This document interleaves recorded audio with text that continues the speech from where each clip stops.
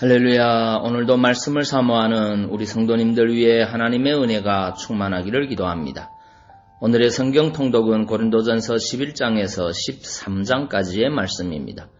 오늘은 고린도전서 11장의 말씀을 통하여 성도는 교회에 덕을 세워야 합니다 라는 말씀으로 은혜를 나누겠습니다. 오늘의 본문 고린도전서 11장 6절의 말씀입니다. 만일 여자가 머리를 가리지 않거든 깎을 것이요 만일 깎거나 미는 것이 여자에게 부끄러움이 되거든 가릴지니라. 아멘. 고린도전서 11장은 공적 예배 시 여자들이 머리에 수건을 쓰는 문제와 성찬 문제를 다루고 있습니다. 공적 예배 시 여자들이 머리에 수건을 쓰는 문제는 당시의 사회적, 문화적 배경과 깊은 연관성을 지니고 있습니다. 당시의 헬라 지방에 살던 여인들은 외출하거나 공적인 모임에 참석할 때에 반드시 머리에 수건을 쓰는 것이 보편적이었습니다. 이는 여자가 남자의 권위 아래에 있다는 표시였습니다.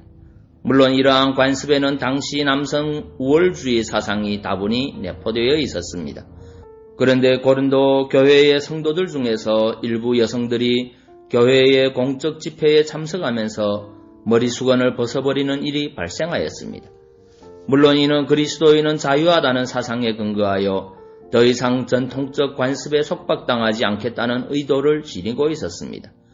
그런데 문제는 당시 사회에서 머리 수건을 쓰지 않는 여인들은 창기들이 대부분이었는 바 여인들이 교회에 나오면서 머리 수건을 벗어버리면 불신자들이 보기에 교회가 성적으로 방종한 여인들의 집합소로 오해받을 우려가 있었습니다.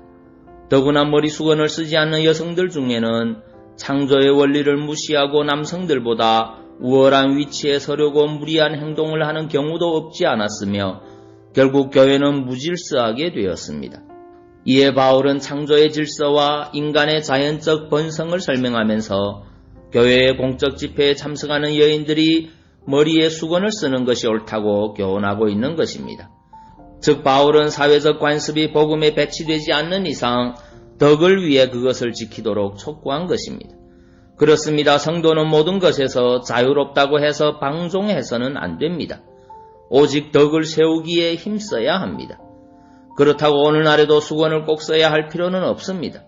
왜냐하면 현재 사회에서 수건을 꼭 써야 하는 풍습도 없고 수건을 쓰지 않아서 교회의 질서가 무너지는 일도 없기 때문입니다.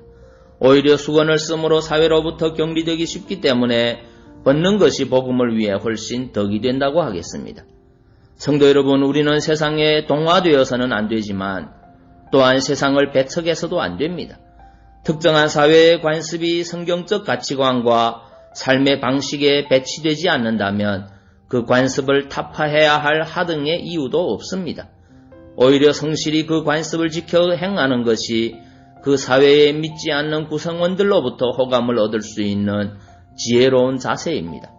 즉 교회와 복음 전파를 위해서는 복음에 반대되지 않는 문화와 관습도 받아들일 수가 있어야 한다는 것입니다. 그래서 불신자들로 하여금 복음에 대해 개방적이고 호감을 가질 수 있도록 해야 할 것입니다. 다시 오늘 말씀을 정리하면 바울이 여인들로 공적 예배 시 수건을 쓰라고 한 것은 교회의 질서와 덕을 위해서였습니다. 오늘날에는 비록 수건을 쓸 필요성이 없어졌지만 본질적인 의미는 지켜야 합니다. 다시 말해서 성도는 개인의 자유보다 교회의 덕을 세우기 위해 살아야 한다는 것입니다. 이 시대의 복음을 위해 세상에서 지혜롭게 살아내는 성도님들 되시기 바랍니다. 기도하겠습니다. 사랑의 주님, 성도는 교회의 덕을 세우기 위해 살아야 함을 고백합니다. 삶 속에서 모든 것을 교회의 덕을 위해 복음을 위해 생각하고 행할 수 있는 성숙한 그리스도인이 되도록 성령께서 도와주옵소서. 예수님 이름으로 기도하옵나이다. 아멘.